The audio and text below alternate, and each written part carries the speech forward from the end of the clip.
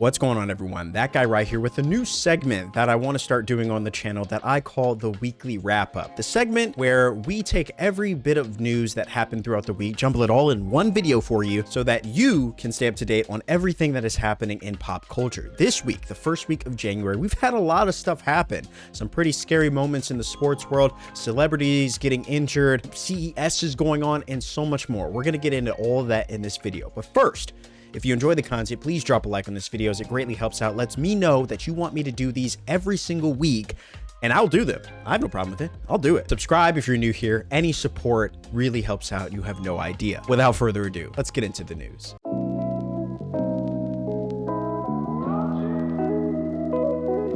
For the first week of January, it's been pretty eventful. There's been a lot of stuff that has gone on, and I want to share that with you guys. I know it's a lot to keep up with, all the news that's happening, whichever way, and I thought this would be a great way for you guys to keep up to date. So here we go. First things first, some pretty big news at the start of the year surrounding Jeremy Renner. As you guys may or may not know, Jeremy Renner, actor, been in a lot of great projects, a lot of projects that I personally have really enjoyed. Might know him from the Hawkeye series, or the Hawkeye films, or the Avengers films. He is Hawkeye forever and always. But apparently at the start of the year, Jeremy Renner was in a snow plowing incident in which he was trying to move his snow plow. Apparently in the process of that, it started to roll. He tried to stop it, and as you can imagine, it ran him over.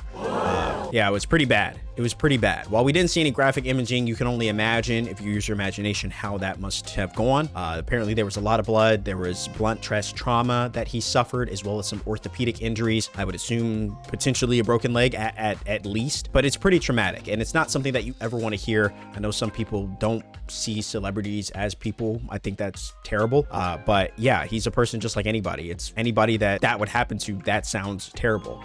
And so thoughts and wishes go out to him. He was in critical condition for a little bit, and apparently the last news that we got, or at least that I heard, was that he is in the ICU, surrounded by his family, and is getting all the best care from the doctors surrounding him. So much love to Jeremy Renner. I hope that he makes a speedy recovery, and yeah, it's just not something you ever want to see. Next up in the realm of injuries, we got to talk about Damar Hamlin. If you guys don't know, Damar Hamlin is a safety for the Buffalo Bills as they were preparing for a big game against the Bengals this past Monday. And during the game, Damar Hamlin goes in for a tackle and stands up, and then immediately collapses on the field, leading to what I would describe as the scariest incident I've ever seen in professional sports. This was a serious thing. They had to do CPR for 9 minutes, and ultimately they ended up canceling the game. But the game isn't really the most important thing as much as it is Damar Hamlin's health, as again, this is something that a lot of people haven't really seen in professional sports. Obviously, I think we all, if you guys have watched sports, you're familiar with sports, obviously we've all seen injuries happen before. While those are terrible when they happen, it's never a good sight. To see a player just outright collapse and be almost relatively unresponsive for a number of minutes while they administer CPR, while they get him on the stretcher, and all this stuff happening while the world is watching, it's very scary. And I can only imagine what the players were going through, what the coaches were going through from both teams. To see something like this, it's truly a traumatic situation, and it's something that I don't think you ever want to go through. At the end of the day, I think a lot of players just want to go home to their families. They want to be with their loved ones, and while they do play a dangerous game, and some might argue, yeah, they get paid millions for that, but at the same time, their health is put at risk with each and every play. And the only thing that you can really hope for at the core is that people are able to go home and be with their families and continue their lives even after the game. And to see something like that happen to Damar Hamlin was absolutely traumatic. And it's been crazy. He is apparently awake. He is responsive, and that's just good news, man. That's really good news. Yeah. Now, this is a bit of shocking sports news as well to a lot of people, hearing about Ken Block, who at the age of 55 has unfortunately passed away. Now, for those of you who may not know who Ken Block is, according to NPR, Ken Block, an action sports legend who co-founded DC Shoes and Hoonigan Racing, died on Monday at the age of 55 after a snowmobile accident. Hoonigan first announced the death on social media, confirming that Block was riding a snowmobile near his home in Utah around 2 p.m. when he tried to navigate up a steep slope, causing the craft to fall back on top of him. Ken was a visionary, a pioneer, and an icon, and most importantly, a father and a husband. He will be incredibly missed. This was really sad, and it's not a way that you ever want to start 2023 or a new year hearing about tragic accidents like this. People just out living their lives, and then all of a sudden something tragic like this occurs. This is a terrible incident. It's something that you could never have expected, and I can only imagine what those who were close to him, who knew him, who watched him, who were inspired by him must be feeling right now. So a moment of silence for the great Ken Block. Next, let's talk entertainment news. Starting things out, let's get into the Dave Bautista GQ interview that he did, where he speaks very candidly about his career. So in an interview that he did with GQ, as told by Variety, Dave Bautista calls Marvel exit a relief because playing silly Drax wasn't all that pleasant. I don't know if I want Drax to be my legacy. Now, Dave has been in a number of films recently. One of the most recent films that he was in is the Knives Out sequel, Glass Onion, where he did a phenomenal job. And it would appear that based on this interview, he is looking to expand his repertoire as an actor outside of just playing the same kind of one-dimensional character. Now, Drax was excellent. I've enjoyed watching him, but I would argue that he hasn't necessarily been the most pinnacle character. And in terms of character growth, I would say that Drax has probably grown very little, if at all. In this interview, he also speaks very candidly about the evolution of Drax, saying, "I really wish they would have invested more in Drax personally," he said, because I think Drax has more of a story to tell. I think Drax has a really interesting backstory, which they dropped the ball on. They have their slate. I know what they're focused on, but man, I really think they missed the ball on Drax. He has such a great backstory, and I could not agree more. I think that's a very honest opinion to say about Marvel, and that, you know, Marvel has been known to do this with a lot of characters, but it's no dig at Marvel. They have a very tall task at hand, telling a larger story, that it becomes very difficult and almost impossible to tell an individual story or give the amount of progression or character development to certain characters that they might want to. It just isn't, it's sometimes just isn't in the cards. And so it's nice to hear Dave Bautista speak here very candidly about that. He also speaks candidly about his comparisons that have been made to him and The Rock, saying that I'm not trying to be the next Rock. I'm just trying to be a good actor.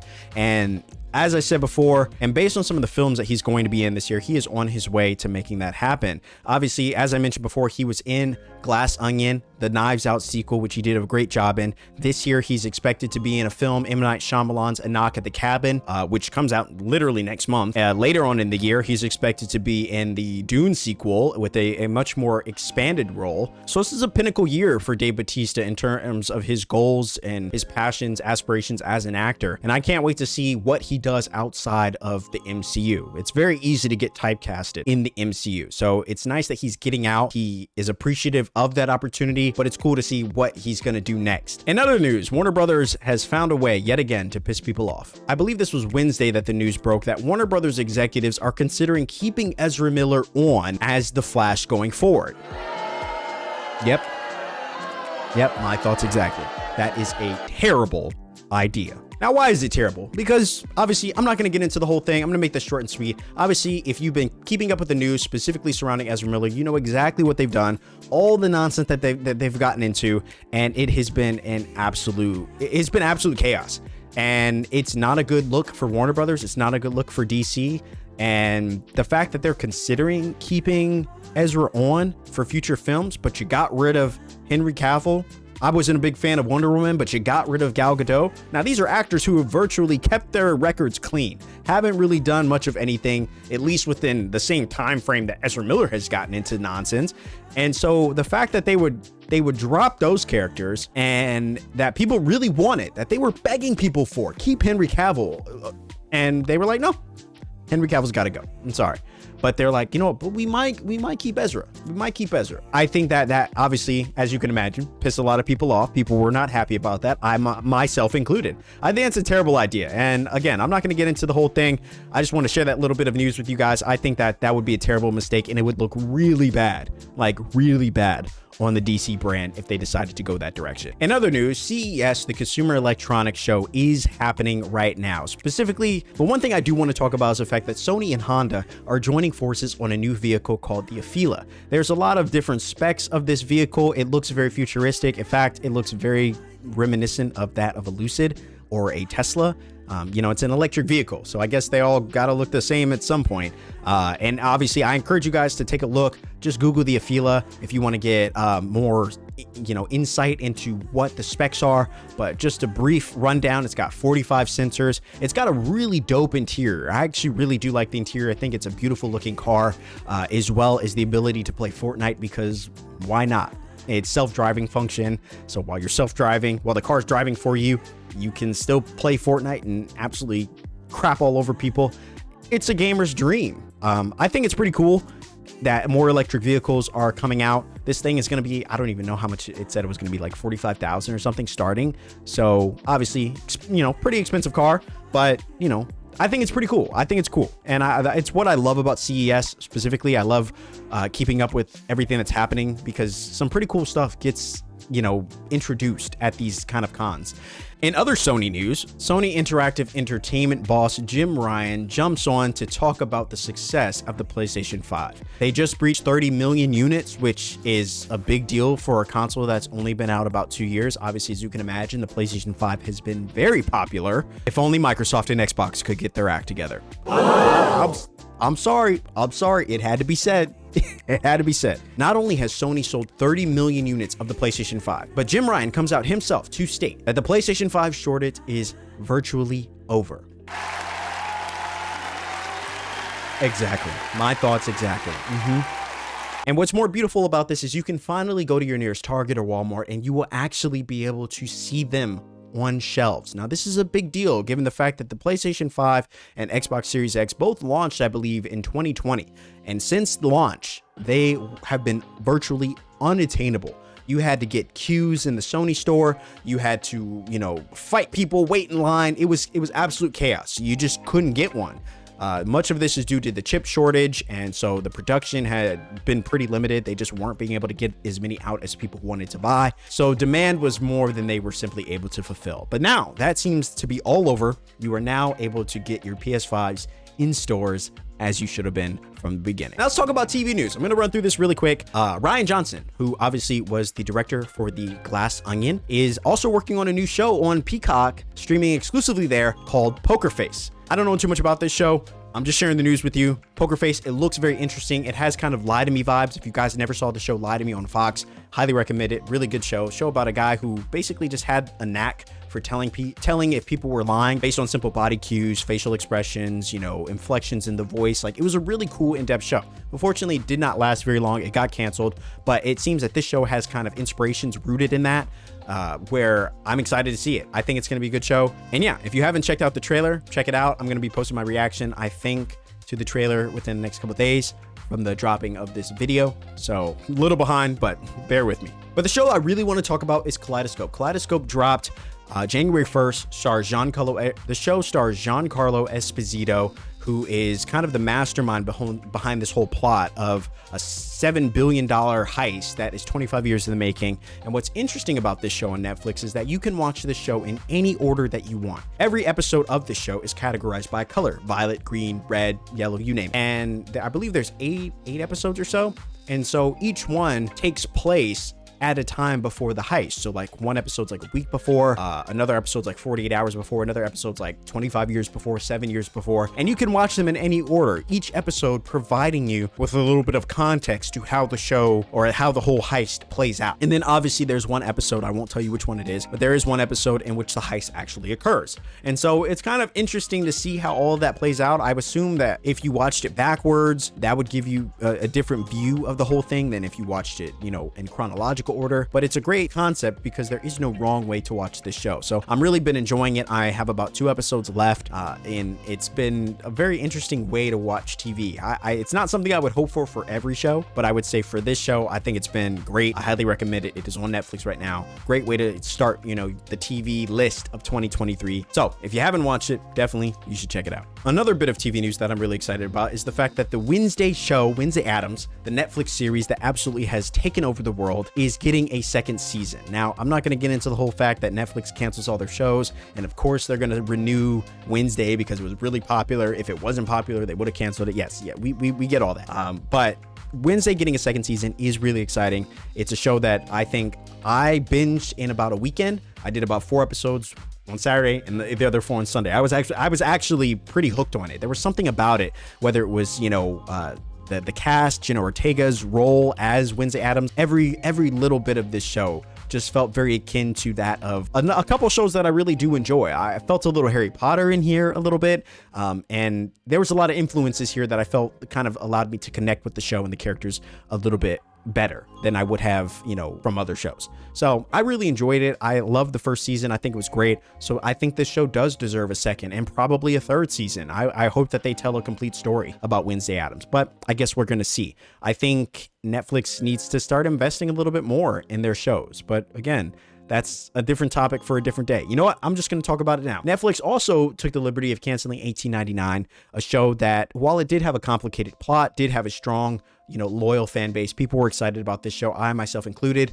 And this comes just a couple weeks after they decided to cancel Warrior Nun, which was another one of their popular shows. So Netflix has been making some pretty dodgy decisions as of late in terms of how they decide to keep shows or cancel shows. It seems that they do a lot more cancellations than renewals. Very few shows on Netflix find themselves getting a second or even third season. I think Stranger Things is one of the very few that have gotten up to 5 seasons. They're working on season 5 right now. That is very rare. It's not something that happens a lot. Like I said, Netflix cancels a lot more shows than they bring on. And yeah, it has a lot of people pretty upset about the state of Netflix. A lot of people hashtag boycott Netflix, hashtag cancel Netflix has been trending on Twitter. People just, they're sick of it. And I don't blame them. I really can't. I can't blame them because it's not something that Netflix has done once or twice, right? If that was the case, fine. It is what it is. But it's something that Netflix does what feels to be just consistently. Shows are always getting canceled over on Netflix. So I can't imagine what it's like creating these shows, knowing Netflix's reputation.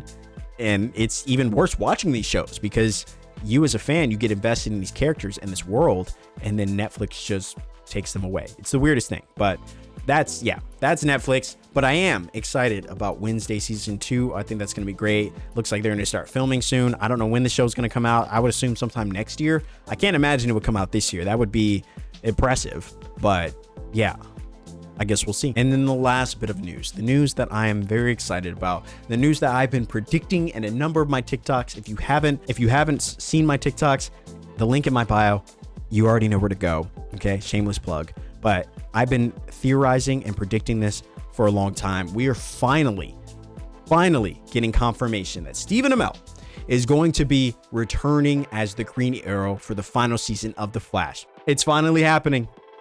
It's finally happening. Yeah, I'm very excited about this. I've made a number of videos talking about this, so I'll be kind of brief. I won't go into too much details, but yeah, Stephen Amell is coming back for The Flash season 9. Specifically, he's going to be returning in the 9th episode as directed by Daniel Pennebaker. There are also a number of other actors that I really love that are going to be joining this lineup for the 9th episode, which is expected to be probably one of their biggest episodes. Yeah, they've got Keenan Lonsdale, Kid Flash coming back. They've got David Paul Ramsey. Diggle is going to be making a return, as well as Sinhill Rememberthy, who played Bloodwork on one season of The Flash, is going to be returning as well. I would assume that Sinhill's character is probably going to be an ally in this fight, because Barry is up against the Rogues Gallery, he's up against Cobalt Blue, he's up against Red Death. So there's a lot of foes that Barry has to battle, which is why I'm assuming that the 9th episode is really going to be about all these evil forces facing all these good forces. There are characters that I'm predicting will still be there. I'm still predicting that Cisco will make a return. However, that has not yet been announced. I'm still predicting that maybe they'll even bring in Supergirl. I don't see that happening. I don't think people are as excited about that as they were about Green Arrow, but maybe that happens. I don't know. Either way, the cast that they have, confirmed to be returning in The Flash, I'm very excited about. I have been waiting for this news for a long time. I said that if they want a good season of The Flash, if they want a great season, they want to close that on a high note, there needs to be some connection. There needs to be some closure that fans of this Arrowverse can have. Given the fact that The Flash is the final show in the Arrowverse, they needed to have Arrow himself be in this. Now, how he comes back doesn't matter. He did a whole video about this. He said, how I come back doesn't matter. Why do I come back? Doesn't matter. Like the fact is I'm coming back, and it's exciting and it's good. Whether it makes sense with the story or not, I can agree. I don't care. I don't care if it doesn't make sense at all. I really don't. The fact is, the fact that Stephen Amell is coming back is exciting enough, and it's going to be a beautiful reunion. I think it's going to be a lot of excitement for the fans. As someone who's watched The Flash since episode 1, I'm very excited to see this reunion. I think it's going to be very emotional. I'm already tearing up thinking about it. It's been a long time coming, and I think it is a beautiful goodbye from the actors and the cast to the fans that have been supporting and watching this show since the beginning. And as someone who has myself, I'm very excited to see this reunion. But yeah, that's big news. That is big news. Probably some of the biggest news of the week. And that is just the start of January 2023. With more news dropping every single week, be on the lookout for these videos weekly. I'm going to be trying to drop them every weekend, probably sometime between, I'm going to try to drop them every Saturday or Sunday. because there's always news that could potentially drop on Friday. So I think dropping it on Friday might be too soon. So Saturday or Sunday, I'm going to work on this video, get this video out for you every single week. So any sort of support that you can provide on this, whether it be a like or subscribe to the channel, and comment down below what you thought of this, what you want to see more of, what you liked, what you didn't like. I really love your feedback. It really helps make these videos better for you guys. And yeah, that is your news this week. I've enjoyed this. This was a lot of fun. It's something I can't wait to do every single week. Some weeks will be heavy with news and they might be long episodes. Some weeks will be light on news and they will just allow us to get really in depth to some of the news that we're given. If you guys do enjoy the content, any support means the world. As always, I'm out of here. I got to go figure out how to parallel park. As always, guys, thank you so much for watching. My name is That Guy Rod, giving you the news you need to know. Like and follow for more. And I will see you in the next one.